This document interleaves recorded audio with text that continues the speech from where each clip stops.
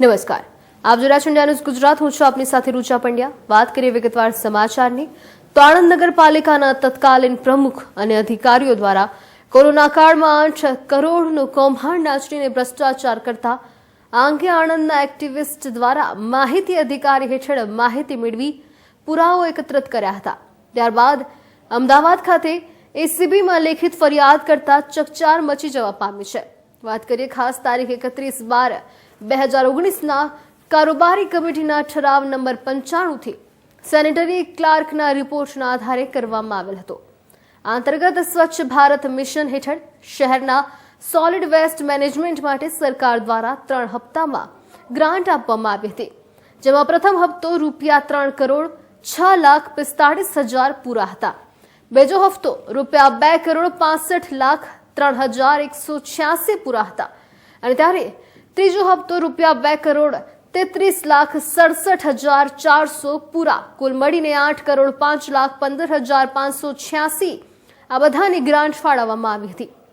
જે અંતર્ગત નગરપાલિકાના chief officer, chief sanitary inspector, નગરપાલિકાના પ્રમુખ, નગરપાલિકા કારોબારી ચેરમેન તથા નગરપાલિકાના કાઉન્સિલર અને કમિટીના સભ્યો જિગ્નેશભાઈ ધીરુભાઈ પટેલ, વિજય હરિભાઈ પટેલ વગેરે કાવતરું રચી ખૂબ જ આયોજનપૂર્વક નગરપાલિકાની તિજોરીમાં અને સરકારી તિજોરીમાં ચોરી કરવાનું આયોજન કરીને એક બોગસ કંપનીના કેતન કટાકિયાની મિલીભગતથી લગભગ 8 કરોડના ભ્રષ્ટાચારનો ખેલ તેમણે રચ્યો હતો. કિરણ કુમાર સોલંકી, હું સામાજિક કાર્યકર છું, આરટીઆઈ એક્ટિવિસ્ટ છું. અત્યારે પ્રેસ કોન્ફરન્સ કરવાનું એક કારણ હતું, જે મેં આરટીઆઈની અંદર અમને એક માહિતી મળેલી છે. જે માહિતી અર્બન સોલ્યુશન 360 ગાંધીનગર, જેના ફાઉન્ડર અને સીઈઓ કેતન કટાકિયા અને આણંદ નગરપાલિકાના તત્કાલીન ચીફ ઓફિસર ગૌરાંગભાઈ પટેલ, વિભાકર રાવ, કાંતિભાઈ ચાવડા, હિમેશભાઈ જયંતિભાઈ પટેલ, જિગ્નેશ ધીરુભાઈ પટેલ, વિજયભાઈ હરિભાઈ પટેલ, કેતન કટાકિયા અને power line cells and service, આ લોકોએ ભેગા મળી સરકારના અને આમ જનતાના કરોડો રૂપિયા એઠી લીધા છે. કાગળ ઉપર જ આ લોકોએ એક કંપની રજીસ્ટર કરાવી 29/11/2019ના. આ કંપનીને 7 મહિનાની અંદર, એટલે કે 14/7/2020ના આણંદ નગરપાલિકાએ વર્ક ઓર્ડર આપી દીધો. હવે આ કંપની પણ એટલી બધી ચાલાક અને સાતીર હતી કે એણે એની જે 29/11/19ના દિવસે એનું રજીસ્ટર થયેલું છે, પણ એણે પોતાની 3 વર્ષનું ટર્નઓવર 24.9 કરોડ બતાવેલું છે અને 5 નગરપાલિકાઓ અને મહાનગરપાલિકાઓ પોતે કામ કરેલું બતાવેલું છે. એટલે આ લોકોએ એકબીજાના મેણા પીપળામાં ભેગા મળી અને આમ જનતાના અને સરકારના ટોટલ 8,05,15,586 રૂપિયા પૂરાનું Swachh Bharat mission Gujarat solid waste, એટલે કે ઘન કચરાના વ્યવસ્થાપન માટે જેની ગ્રાન્ટ આવે છે, એના રૂપિયા આ લોકો ચાવ કરી ગયેલા છે. એની અત્યારની આ પ્રેસ કોન્ફરન્સ હતી. તમે એસીબીમાં રજૂઆત કરી, ફરિયાદ કરી છે? અત્યારે અમે એન્ટી કરપ્શન બ્યુરો અને અન્ય જગ્યાઓએ અમે આની રજૂઆત કરી ગઈકાલે જ. જો આ લોકોની ઉપર કોઈ ફરિયાદ નહીં થાય, સરકાર આ લોકોની ઉપર કોઈ કાર્યવાહી નહીં કરે, તો ના છૂટકે જાહેર હિતની અરજી. છેલ્લા કેટલાક સમયથી ફરી એકવાર સુરત જિલ્લાના વાત કરીએ ખાસ બારડોલી, કામરેજ, પલસાણા, માંડવી તાલુકામાં સરકારે ખેતીવાડી માટે ખેડૂતોને ફાળવેલી એગ્રીકલ્ચર વીજલાઇન પરથી રાત્રિ દરમિયાન મોટા પાયે વીજવાયરો ચોરી જનાર ગેંગ ફરી સક્રિય બનતા વીજ કંપનીને લાખોનું નુકસાન સાથે ખેડૂતોને વીજ પાવર મળતો બંધ થતા તેઓ ચિંતામાં મુકાયા છે.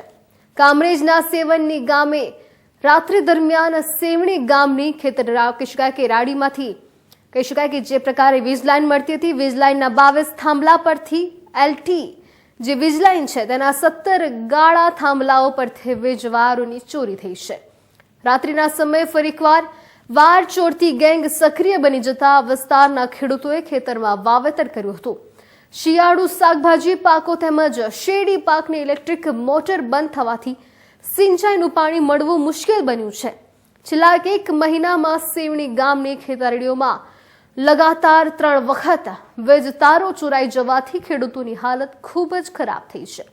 ખેડૂતોના જણાવ્યા મુજબ છેલ્લા 2 મહિનામાં સેવણી, દેલાડ, ઓરણા, ડુંગર, ચીખલી અને નગોદ ગામની ખેતરડીમાંથી અનેક વખત વીજ લાઇન પરથી વીજ તારોની ચોરી થઈ છે. સેવણી સહિત આ ગામોની ખેતરડીમાંથી વારંવાર વીજ તારોની ચોરી થવાથી દક્ષિણ ગુજરાત વીજ કંપનીની તંત્ર તો પરેશાન થઈ જ રહી છે. સાથે સાથે ખેડૂતોને વીજળી ન મળતા ખેડૂત આલમ પણ ભારે પરેશાન થઈ છે. ભૂતકાળમાં પણ રાત્રિના સમયે કામરેજ તાલુકાના સેવણી, સેગવા, પરબ, મોરથાણા, શ્યામપુરા, આસ્તા, નગોડ, સીમાડી, દેલાડ, કામરેજ અને જોખા ગામની ખેતરડીઓમાંથી એગ્રીકલ્ચરના વીજ વારો ચોરી જવાતા સેંકડો હેક્ટર જમીનમાં સિંચાઈનો પ્રશ્ન ઉભો થયો હતો. આ તાર ચોરીનો બહુ પ્રોબ્લેમ છે. આ બીજી 2 મહિનામાં બીજી વખત ચોરાયા છે. ઓછામાં ઓછા આ તાર ચોરાયેલા એ જગ્યા પર ઓછામાંથી 500 ઇંચ ભોંય પિયત થાય છે. એટલે અમે જીબીને એટલી વિનંતી છે કે જેમ બને તેમ જલ્દી તાર નાખે, ખેડૂતની સમસ્યાનો ઉકેલ લાવે. તથા પોલીસ ખાતાને એટલી વિનંતી કરીએ છીએ કે આપ સૌ સાહેબ પેટ્રોલિંગ થોડું વધારો તો અમે ખેડૂત લોકોને થોડી આ સગવડ રહે ને તાર ચોરી ના થાય. અને આજુબાજુના આ અમારા ગામની એકલાની નથી, પણ આજુબાજુના પણ ફતેરના ગામોમાં પણ આ જ પરિસ્થિતિ અમારી ખેડૂતોની છે. સેવણી પેટાગીય કાર્ય વિસ્તારમાં જે ગામો આવે છે જેમ કે સેવણી, વિયા, ઓરણા, ડુંગર, ચીખલી જેવા ગામોમાં અસામાજિક તત્વો દ્વારા જમીન સમુદાય વિસ્તારના ચોરી કરવામાં આવે છે. અને જે અંગે અમે ખેડૂતે ફરિયાદ કા ટેલિફોનિક સૂચના મળે તો તાત્કાલિક તે ધોરણે જઈને તેનું સ્તર પંચનામું કરીને પોલીસ ફરિયાદ અંગેની કાર્યવાહી હાથ ધરવામાં આવે છે. અંદાજિત નુકસાન કેટલું થયું? અંદાજિત અમારે અત્યારે છેલ્લા સમયથી જોઈએ 2 મંથમાં તો હળવદ બંને લાઈન 9.57 કિલોમીટર જેવી અને એલપી લાઈન 4.10 વીજ ચોરી, તારની વીજ ચોરી થઈ છે. કેવું કેટલોક તાર પુરાય છે, કેવી નુકસાન આશરે 40 થી 45 ગારાનો તાર ચોરાઈ ગયો છે અને એના કારણે અમારી મોટર બંધ છે, પાણી પાવાની તકલીફ પડે છે અને 2 મહિનામાં બીજો બનાવ બન્યો છે. તમે શું માંગ કરો?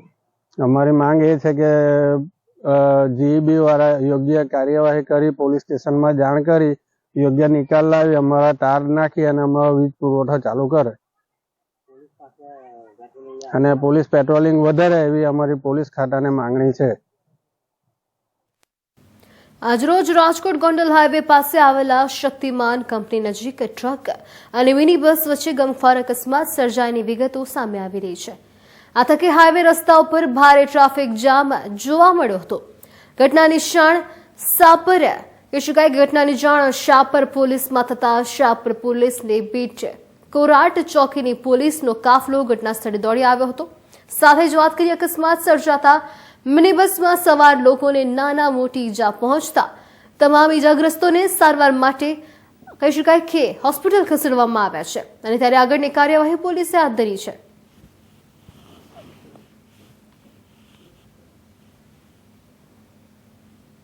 હિંમતનગર તાલુકામાં આવેલું આ બામણા ગામ જે પશુપાલન ઉપર નિર્ભર છે અને ત્યારે એક બાજુ સમુદ્રની જેમ ફેલાયેલો હાથમતી ડેમના કારણે ગામની મોટા ભાગની જમીન ડૂબમાં ગઈ છે. અબોલ પશુઓ માટે એકમાત્ર આધાર હતો ગામનું ગૌચર, પરંતુ આ ગૌચર ઉપર વન વિભાગની નજર બગડી હોય તેવું લાગી રહ્યું છે. 75 એકર ગૌચર વન વિભાગે પચાવે પાડ્યું છે અને જેને લઈ ગ્રામજનોમાં ભારે રોષ જોવા મળી રહ્યો છે. બામણા ગામની એક તરફ ડુંગર છે તો બીજી તરફ જળાશય યોજનાનું પાણી છે, જેના પગલે ગામના 500 થી વધારે પશુપાલકો માટે 75 એકરનું ગૌચર જ જીવન માટેનું પર્યાય બની રહ્યું છે. જોકે અચાનક જ વન વિભાગ દ્વારા ગૌચરની ચારે તરફ વૃક્ષારોપણ કરવાનું શરૂ કરાતા સ્થાનિકોમાં ભારે રોષ છે. તેમજ આગામી સમયમાં વન વિભાગ સામે મોરચો મંડાય તો કંઈ નવાઈ નથી. હાલમાં વાત કરીએ ગામના પશુપાલકો દ્વારા પશુઓ સહિત બાળકો અને ગ્રામજનો સાથે હિંમતનગર કલેક્ટર કચેરીએ જવા અને પ્રાંત ચીમકી ઉચ્ચારી છે. સર્વે નંબર 592 માં આવેલું 75 એકરનું આ ગૌચર વર્ષોથી બામણા ગ્રામ પંચાયત હસ્તકનું હોવાનું ગ્રામજનો જણાવી રહ્યા છે. રેકોર્ડ ઉપર પણ હાલ બામણા ગ્રામ પંચાયતનું નામ બોલાતું હોવા છતાં વન વિભાગે ગેરકાયદેસર કબજો કરી ખાડા તેમજ બોર બનાવી દેવાયા છે અને જો કોઈ ત્યાં પશુ ચરાવવા માટે આવે તો પશુઓને પાંજરે પૂરી દેવાની પણ ધમકી આપતા આક્ષેપ હાલ ગ્રામજનો કરી રહ્યા છે. નામ દિલીપ કુમાર ગૌરીશંકર ભટ્ટ, માજી સરપંચ બામણા. આ જંગલ જે સર્વે નંબર જે 592માં જે ગૌચર મારું આવે છે 75 એકરનું ગૌચર, એ આ ફોરેસ્ટવાળાએ કબજો કરી અને ખાડાઓ કરી અને લઈ કબજો કર્યો છે. એક બાજુ હાથમાંથી ડેમ, આ બાજુ ડુંગર. મારી ગરીબ પ્રજાને ઢોરના માટે ક્યાં જવું? આજની તારીખમાં મારે ઢોરના માટે, મારી ગરીબ પ્રજામાં બુજાણી છે, ઢોર માટે ઘાસ મળતું નથી, વેચાતું પણ ઘાસ અહીંયા મળતું નથી.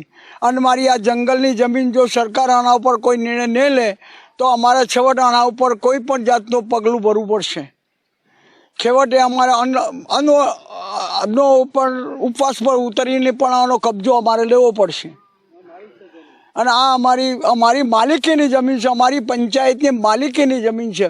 કોઈ ફોરેસ્ટરની કે જંગલની 592 ક્યાં આવ્યું એ જંગલ ખાતાને ખબર નથી કે 592 જંગલ ક્યાં આવ્યું. ઉમાશંકર જોશીનું ગામ. ઉમાશંકર જોશી એટલે કે ગુજરાત અને આખા ભારત દેશમાં પ્રખ્યાત મહાકવિ ઉમાશંકર જોશીનું ગામ. પણ હાલની પરિસ્થિતિ ઉમાશંકર જોશીના ગામની એવી છે કે આગળ ડેમ અને પાછળ ડુંગર, અને કોઈપણ વાતની કોઈપણ પ્રકારની જાણ કર્યા સિવાય બામણા ગામે આવેલ ગૌચરની 75 એકર જમીનમાં વન ખાતાએ ગેરકાયદેસર દબાણ કરેલું છે. જો આ ગેરકાયદેસર દબાણ યથાવત રહેશે, આ ગેરકાયદેસર દબાણમાંથી જંગલ વન ખાતાને હટાવવામાં નહીં આવે તો બામણા ગામને બીજો કોઈ રસ્તો નથી હિજરત કર્યા સિવાય. આવનારા દિવસોમાં આંદોલન તો શરૂ થઈ જ ગયું છે, આંદોલન તો છેડાઈ ગયું છે, પણ આવનારા દિવસોમાં બામણા ગામ એ ઉમાશંકર જોશીનું ગામ હોવા છતાં આવનારા દિવસોમાં ગામ વિખેરાઈ જાય એમાં કોઈ શંકા નથી.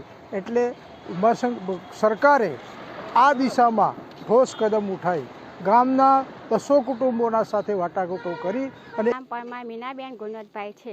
હું તો એક પશુપાલક ખેડૂત છું. જો મારું તો ચરવા જતું હતું, પણ આ વન વિભાગ વાળા ચિંતા જ એના પર કબજો કરી દીધો. હવે અમારે ઢોર ક્યાં ચરાવો? ઢોરને એક બાજુ ડુંગરો છે, એક બાજુ ડેમ છે, તો ઢોર ચરાવવા ચો જાઉં. અમે ઢોર પજીવે છે તો અમારું જીવનના ઢોર છે, તો એ અમને ન્યાય આલો, અને ન્યાય નહીં આપો તો અમે પશુપાલન ઢોર ને બધું લઈને અમે કલેક્ટર કચેરી થઈ જશું. અને એમ તો નહીં થાય તો પણ અમે ભૂખ હડતાળ પર ઉતરી જશું, પણ અમને ન્યાય તો આલવો. નાથાભાઈ, હું બામણાનો વતની. હું 14 થી 19 ડેપ્યુટી સરપંચ રહેલો છું. અને આ જમીનની મને ખ્યાલ છે ત્યાં સુધી કે પંચાયત રેકોર્ડો બોલે છે, પંચાયતના હાથબારના ઉતારા બધું રજૂ કરેલું છે. તેમ છતાં આ ફોરેસ્ટ ડિપાર્ટમેન્ટ વાળા અંદર પહેરી જઈને ખાડા કરેલા છે, ત્યાર પછી બોર પણ કરેલો છે. અને આ ગામના લોકો કહેવા છતાં કોઈ સાંભળવા તૈયાર નથી. બરાબર. અમારા ગામના ઢોર અહીંયા આવ તો એ લોકો એમ કહે છે કે પોજરા પર પૂરી ગલાયું, ઓમ કર્યું તેમ કર્યું, તમારે ઢોર ઢોખર લઈને જવું કઈ જગ્યાએ? અમારે ગામની ગૌચરની જમીન છે, બીજા કોઈ જમીન છે ને અમારે ઢોર ચડવાની. બસ.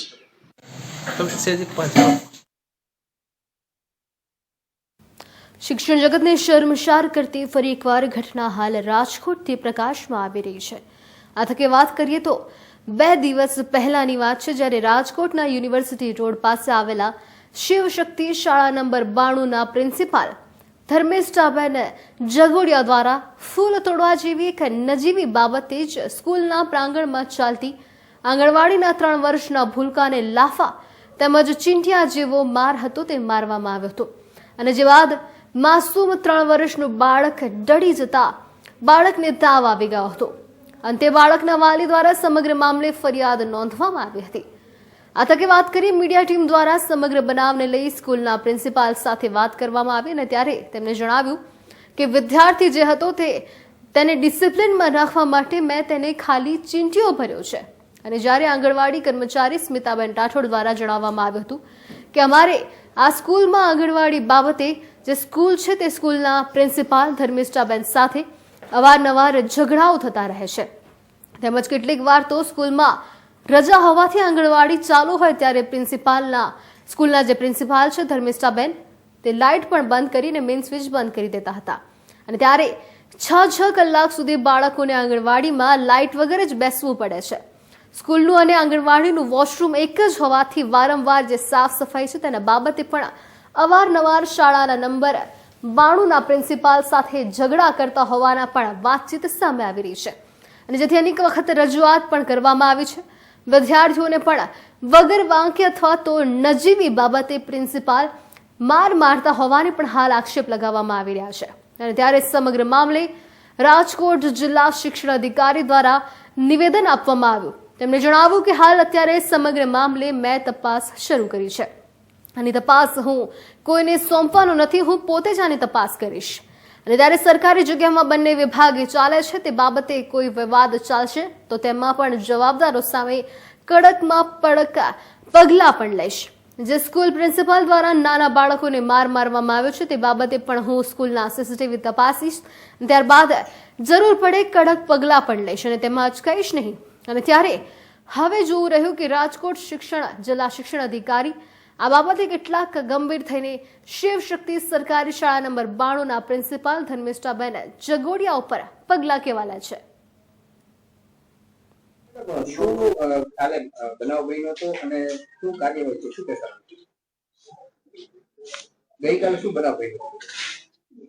બનાવમાં એવું બનેલું છે કે બાળકો છે ને એક સાથે નાના બાળકો છે 3 થી 5 વર્ષના આંગણવાડી કેન્દ્રમાં, પછી બાલવાટિકાથી 8 ધોરણના મારે અહીંયા 250 બાળકો છે. પ્રાઇમરી સ્કૂલ શિવ શક્તિ પ્રાથમિક શાળા નંબર 92માં. હવે અમારે અહીંયા ટોયલેટ બાથરૂમ છે ને કોમન છે દીકરા દીકરીઓના. એમાં નાના બાળકો પણ જતા હોય, મોટા બાળકો પણ જતા હોય. એટલે વારંવાર આંગણવાડી કેન્દ્રના બહેનોને સૂચના આપેલી છે કે બાળકોને એક સાથે જવા દેવા નહીં, કારણ કે ભૂતકાળમાં ઇસ્યુ બનેલા છે કે નાના બાળકોને મોટા બાળકો હેરાન કરી શકે, દીકરા દીકરીઓના પ્રશ્નો થાય. અને સાથે એવું પણ બને છે કે આંગણવાડી કેન્દ્રમાં વાલી છે બેઠા રહે છે. શરૂઆતનો ટાઈમ હોય ને કે બાળક પહેલી વાર આવ્યું હોય ત્યારે આપણે બેસવા દઈએ, પણ ધીમે ધીમે પછી વાલીને એવી ટેવ પડી જાય કે મોબાઈલ લઈને બેસવું, વાતોચીતો કરવી, બાળકોમાં ધ્યાન ન આપવું. એટલે વારંવાર સૂચનાઓ આપેલી છે આંગણવાડી બહેનોને કે આ બંધ કરો, વાલી અહીંયા રહેવા જ ન જોઈએ, તો જ બાળક છે અહીંયા ટેવાશે. અને વાલી છે ખુદ પણ પાણી અને ટોયલેટ બાથરૂમનો ઉપયોગ કરતા હોય છે કે જ્યાં મારા 6, 7, 8ના દીકરા દીકરીઓ પણ હોય. એટલે મને એ ખટકતું હતું કે વાલી કોઈ છે ખોટી રીતે હેરાન કરી શકે આપણા બાળકોને. એટલે ઇસ્યુ બાળકને મારવાનો, ખીજાવાનો એ મેઇન છે જ નહીં, આ તો બનાવી દેવામાં આવેલો છે. મેઇન ઇસ્યુ આ છે. ખુરશી પગમાં આવીને મેં આમ સાઈડમાં મૂકેલી છે અને એ બેન એવું બતાવે છે કે પછાડેલી. હવે આ જે આ વાલીઓ કહી રહ્યા છે કે માયરો છે, ખરેખર તમે એમ કહેશો નથી માયરો, તો તમારી પાસે કઈ એવો પુરાવો છે કે તમે માયરો કે નથી માયરો વાત છે?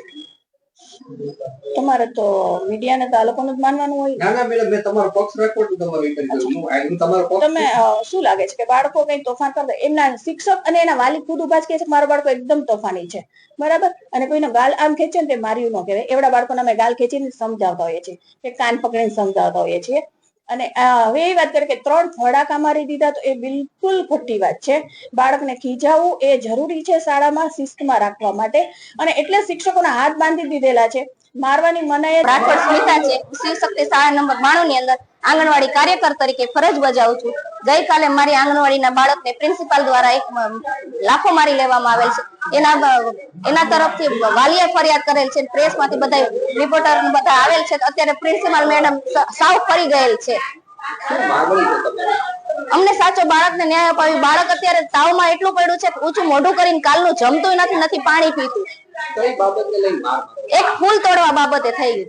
અને શું પ્રિન્સિપાલ શું વારંવાર મુશ્કેલી ઉભી કરે? આંગણવાડી ખાલી કરો, આંગણવાડી ખાલી કરો, બસ એની એક જ છે કે અમારે ક્લાસ ઘટે છે, આંગણવાડી અમને ખાલી કરાવી. આ 2 આંગણવાડીના ક્લાસ 2012માં અમને સોંપાયેલા છે. આ આંગણવાડીના રૂમ છે, ત્યારે તો જરૂર નથી, ક્લાસ ઘટે છે. એમાં આવતા જ ક્લાસ ઘટવા મળ્યા.